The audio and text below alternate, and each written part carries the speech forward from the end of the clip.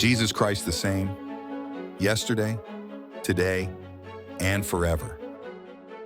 That we are followers of Jesus Christ. And his life, humanly speaking, ended in failure. The failure of the cross. My God, why have you forsaken me? Finished!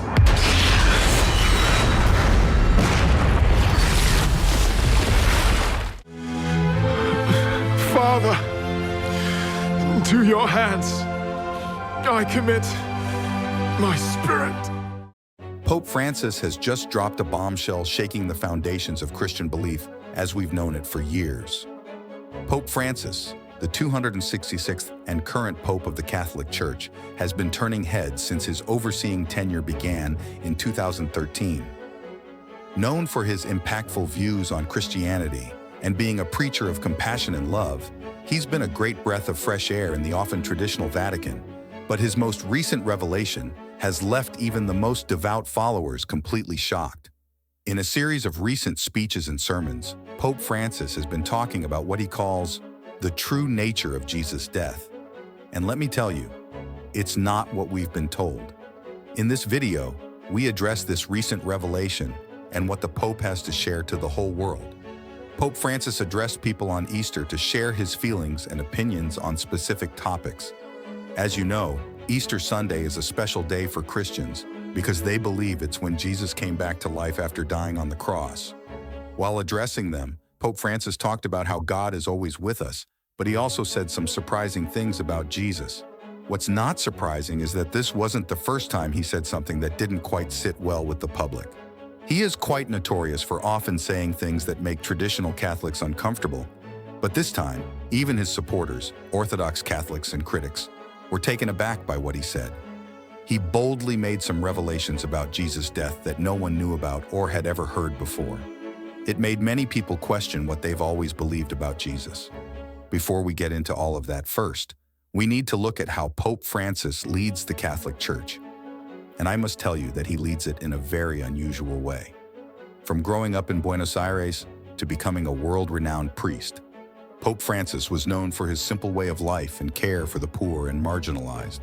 Instead of living in the fancy apostolic palace like previous popes, Pope Francis chose to live in the much simpler Vatican guest house.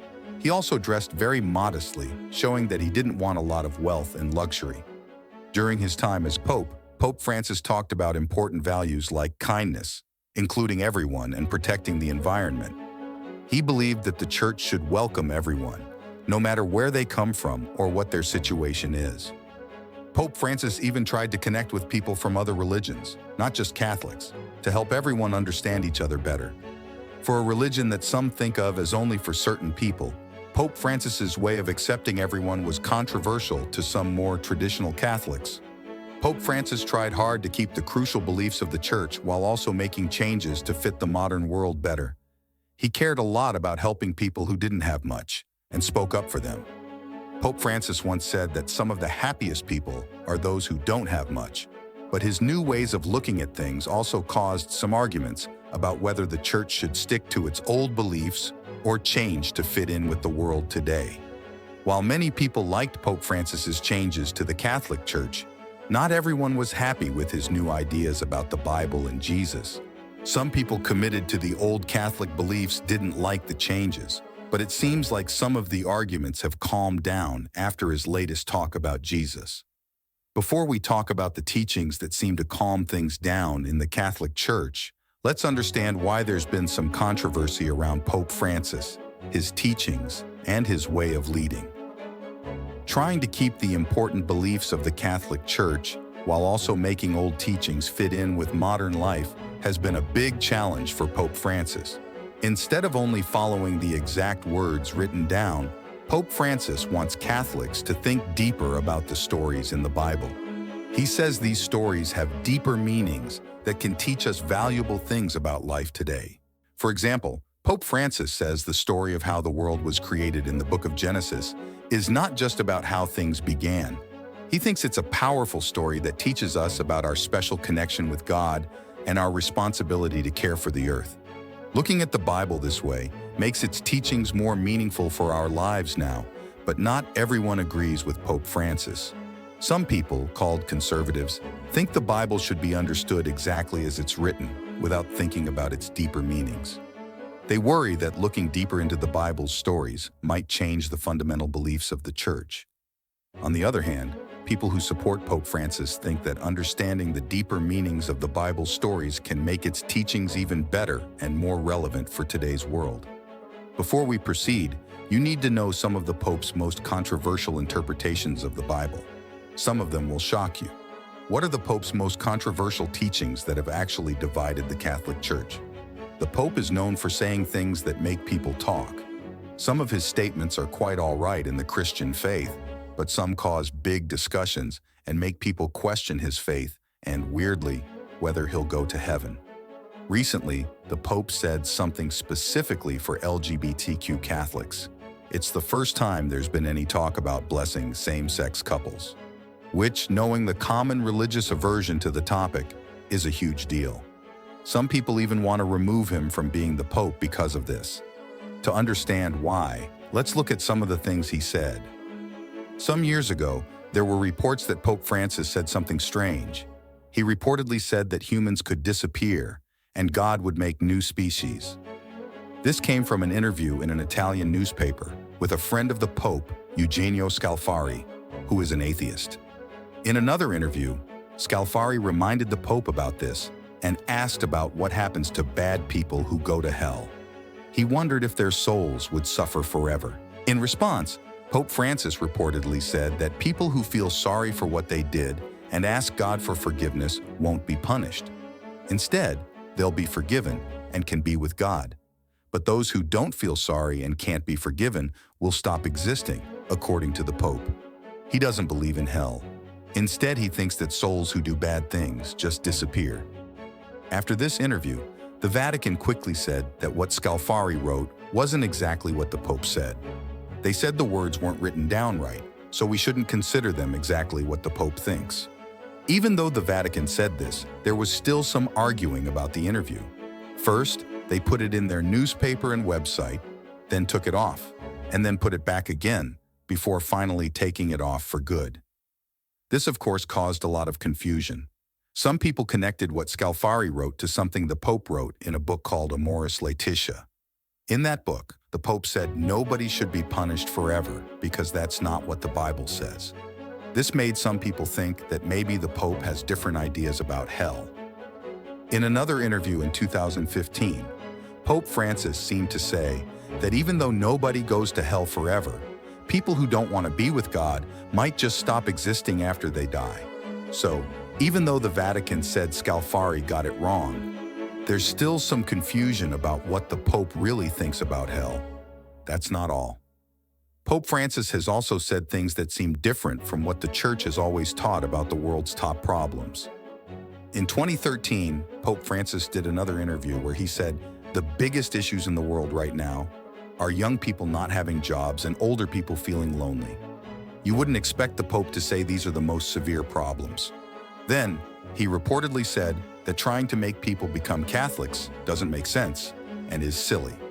This goes against what the Bible says about telling everyone about Jesus. Even more surprising, the Pope allegedly said that there is no particular Catholic God, only God. This seems to go against the idea that Catholicism is the only true religion. Many Catholics were confused and upset by what the Pope reportedly said. Maybe the Pope didn't fully believe in some of the major parts of Catholicism. Some people thought perhaps he has a different, more general view of spirituality that isn't strictly Catholic. And if that's true, not many will be surprised. Continuing with his beliefs, the Pope received more criticism in 2016. Now remember, he always says that abortion is very wrong, but his focus on being kind and forgiving has caused arguments. In 2016, during the Special Mercy Year, the Pope said that priests could forgive women who had abortions. Making another dent in his progressive image, the Pope went off script in his weekly address to the faithful gathered on St. Peter's Square to deliver his strongest criticism yet of abortion. Some people liked this idea, but others didn't. Now let's discuss what the Pope thinks about money and how the world works. He didn't hold back when talking about capitalism. He said it's not suitable for poor people. He even said caring too much about money, cars, and phones takes people away from God. He said the world needs to be more fair for everyone, with rich and poor people having more equal lives. These words made people who care about fairness very happy, but some said the Pope was talking too much about socialist ideas. One of his most surprising moves was when he said that he was totally against the death penalty. In 2018, Pope Francis said that the death penalty is always wrong, no matter what. This was a major change for the Catholic Church, which before said it was okay in some situations. But not everyone liked what the Pope said. Many people, both inside and outside the Church, criticized him for it. Some high-ranking Catholic scholars were really unhappy with him. They thought he was going against important Catholic beliefs. So they, along with some priests, wrote a letter saying that the Pope was going against the Church's teachings. This letter was published on April 30th on the website LifeSite News. In the letter, they said that Pope Francis was preaching differently from Catholic teachings about marriage, sex, and forgiveness. They said this was the third time they had to talk about this. First, in 2016, they wrote a letter to top Catholic leaders, saying that the Pope was teaching the wrong things. Then, in 2017, they said the Pope was teaching 7 things that were against Catholic beliefs, but they didn't call it heresy. But in 2018, they said that what the Pope was teaching was definitely heresy. That's not even half of it. They also said that the Pope doesn't feel sorry for his actions. The letter said the bishops should say that the Pope is guilty of heresy and punish him. They said that he should be removed from his position as the leader of the Catholic Church. 19 well-known Catholics signed this letter, including Aidan Nichols, a founder of the Dominican Order, law professor Brian McCall, and scholar Anna Silvas. Within 12 hours, more than 1,500 other people added their names to an online petition supporting what the letter said about the Pope. The letter pointed to things the Pope said and did that go against what the Catholic Church teaches. They also talked about the Pope saying that divorced and remarried Catholics can take communion, even though the Catholic Church says marriage should last forever. The letter said, the Pope was changing important Catholic beliefs about right and wrong. They said he was making people think that what's right and wrong depends on each person, instead of having clear rules from the Church. The supporters of the letters didn't just do this.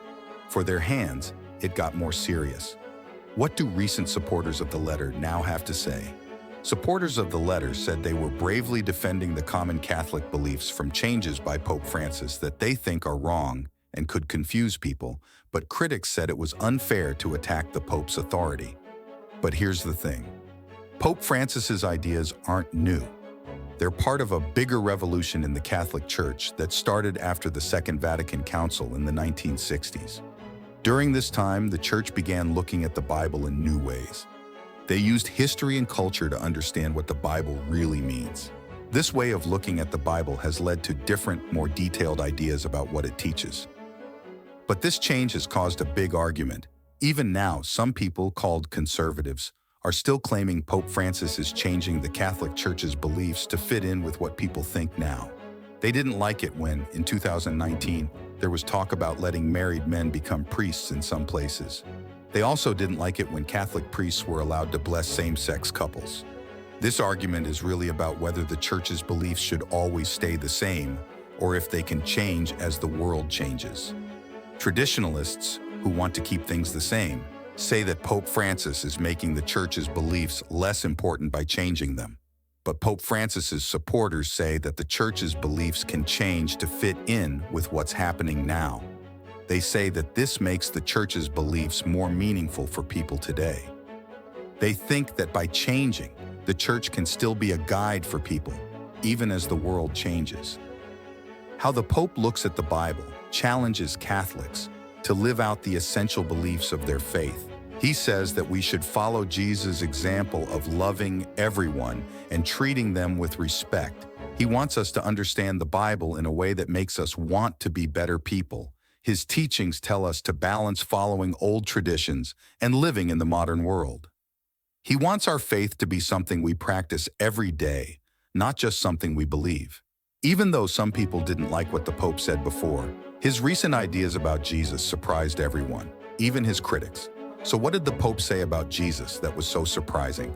He didn't just talk about new ways to understand the Bible. He also said we should act with kindness and love, just like Jesus did. He says that Jesus cared a lot about poor and struggling people, and that we should too. During that time, Jesus wasn't some distant figure. He was deeply connected to the struggles of ordinary people. He experienced firsthand the oppression and unfairness under the brutal Roman occupation. He used this perspective to urge Christians to follow his example by reaching out to help and understand those around them, especially those less fortunate.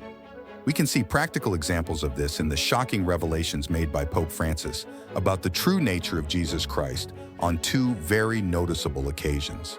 And the first eye-opening moment happened when the Pope visited a correctional center. Despite just recovering, he went straight to presiding over Mass and washing the feet of 12 young inmates from various backgrounds, nationalities, races, and faiths, including Islam and even 2 women. As he performed this powerful foot-washing ritual, Pope Francis gave a significant sermon. This was the setting for Pope Francis to preside over the Mass of the Lord's Supper on Holy Thursday.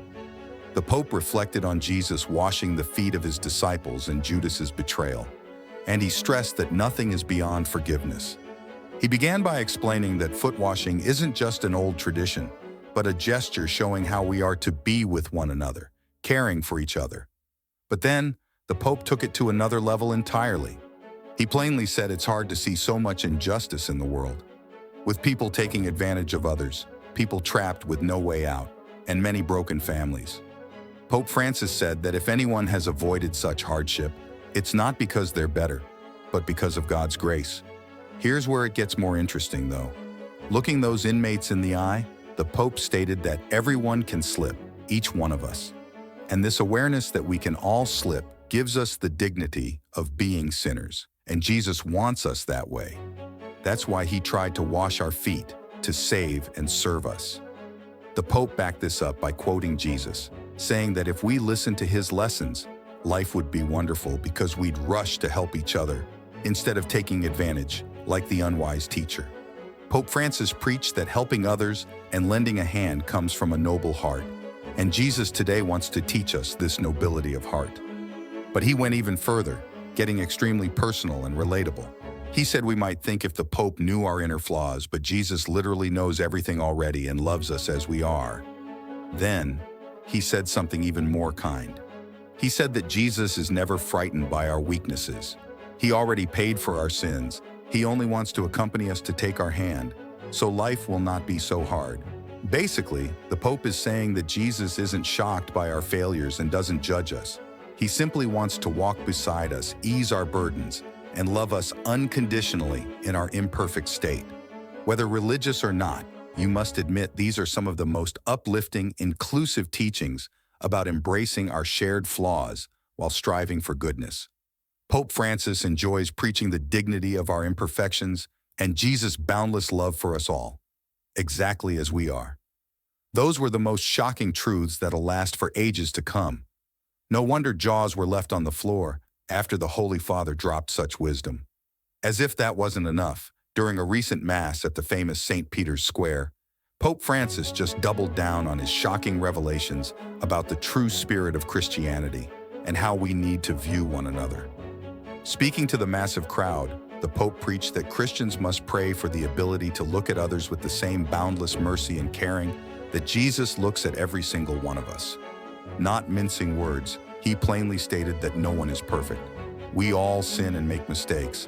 If the Lord judged solely on our weaknesses, nobody could be saved. Expounding on that, he referenced the Gospel of John, showing how God did not send his Son to condemn the world so it might be saved through him. In that light, we must see each other with compassion and understanding, just as Jesus sees us. He said something worth thinking about.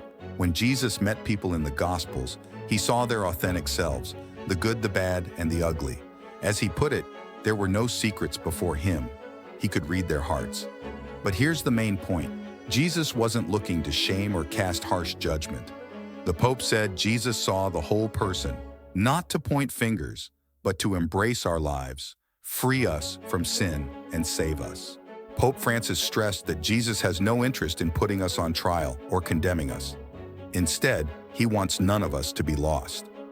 The Pope then described the Lord's view of us as the gentle glimmer of a lamp that allows us to see the good in ourselves while still recognizing our flaws and mistakes so we can grow with his grace. But right after Pope Francis, he got real. He admitted how often we failed to treat each other with that same compassionate, merciful lens. In his words, we frequently condemn others, speaking badly and gossiping against them. He then said that we ask the Lord to give us this merciful gaze, to look at others as he looks at us. For Pope Francis, being a Christian means more than just attending church. It's about living out the values of the gospel in our daily lives, showing kindness and solidarity with those in need through charity, service, and empathy. According to him, faith demands rolling our sleeves to challenge injustice and encourage human dignity. Always remember that the gospel's power is not in philosophical ideals, but in unleashing it as a life-changing force for personal and social transformation. What do you think about Pope Francis's thoughts on Jesus' death? Do you think he is right? And which of his other opinions on specific topics which we revealed shocked you the most? Leave your thoughts in the comments. We would love to know. If you enjoyed this video, hit the like button and share it with your friends. Don't forget to subscribe to our channel for more content like this. Thanks for watching.